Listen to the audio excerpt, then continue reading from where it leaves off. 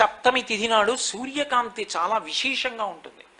అటువంటి సప్తమి తిథి నాడు రథసప్తమి వచ్చినప్పుడు ఆ జిల్లేడాకులు రేగుపళ్ళు తల మీద పెట్టుకుని నమస్కారం చేసి సూర్యుడికి స్నానం చేస్తారు. ఎందుకు అంటే సూర్యబింబంలో ఉండేటటువంటి ప్రాణశక్తిని పుచ్చుకుని జిల్లేడాకు ఇక్కడ ఉండేటటువంటి గోరువెచ్చటి ఆ బ్రహ్మస్థానము నుండి ఆ లోపలికి ప్రసారం చేస్తుంది. దానివల్ల ఎదర వచ్చేటటువంటి విశేషమైనటువంటి వేడిని తట్టుకోవడానికి కావలసిన శక్తి వస్తుంది. రేగుపండుకి ఓ లక్షణం ఉంది, పీడ తీస్తుంది అది. అందుకే పిల్లలకి భోగి పండగ నాడు చిల్లర పైసలతో కలిపి రేగుపళ్ళు పోస్తారు. భోగి పీడ పోయింది వాళ్ళకి అని.